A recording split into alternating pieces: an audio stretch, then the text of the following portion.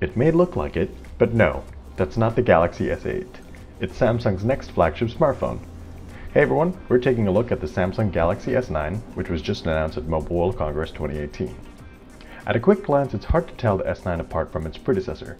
You'll find the same infinity display, down to the same Quad HD resolutions and screen sizes, 5.8 inches on the Galaxy S9 and 6.2 inches on the S9 Plus.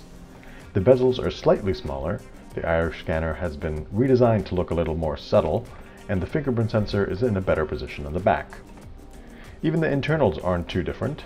There's the new Snapdragon 845 processor, yes, but you get 64 gigs of storage, the same 3000 mAh battery on the S9, and a 3500 mAh battery on the S9 Plus. So what exactly is new?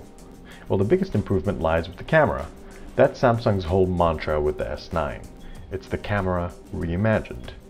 There's a lot of neat tech behind it, but the gist is the main rear 12 megapixel camera on both the S9 and the S9 Plus does not have a fixed aperture. It's a mechanical lens, so it can actually switch between f1.5 aperture, the lowest ever on a phone, and f2.4 aperture. You can see the change in aperture when you look at the rear camera. Samsung said the camera will use the f2.4 aperture during the day, while it will opt for the f1.5 aperture at night to bring in more light. We saw a demo where the camera lit up a dark scene really well, and Samsung said it compiles more photos together so the phone does a better job at reducing noise in those low light shots. I'm not quite sure yet why it is we need to switch between two apertures. Why not just stick with the f1.5 aperture for day and night photos? But we'll be doing a deeper dive into the camera very soon to find out. You'll notice a second camera lens on the Galaxy S9 Plus.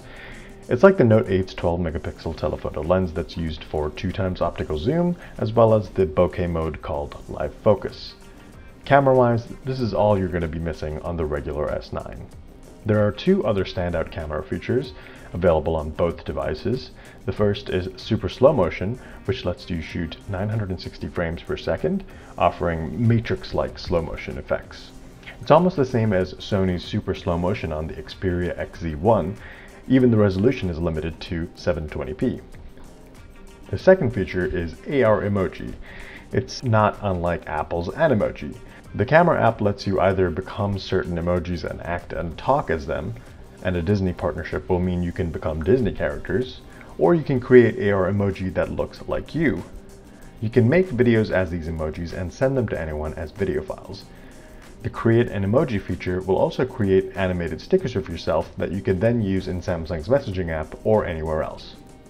The Bixby camera has also improved. The live translation feature is much better, overlaying translated text in real time, and it can even convert currency for you.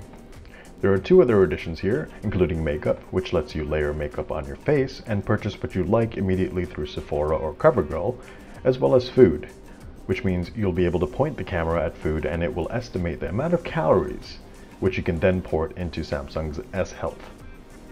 The next big improvement is stereo speakers. The top earpiece works with the bottom firing speaker to provide sound tuned by AKG that's 1.5 times louder than the Galaxy S8. And it works with Dolby Atmos technology that you can turn off in the notification system tray. The music we heard was room filling, but still it's a bummer that it's not dual front-facing speakers. There's also a slight performance difference between the S9 and the S9 Plus. The latter comes with 6 gigs of RAM, like the Note 8, and the S9 only has 4 gigs. Samsung's reasoning was that it's just an upgrade feature, pay more and you get more. There's a great deal more left to unpack with the Galaxy S9 and the S9 Plus, and we'll be diving in soon. The phones will be available for pre-order on March 2nd, in lilac purple, coral blue, and midnight black in the US, and it officially goes on sale on March 16th.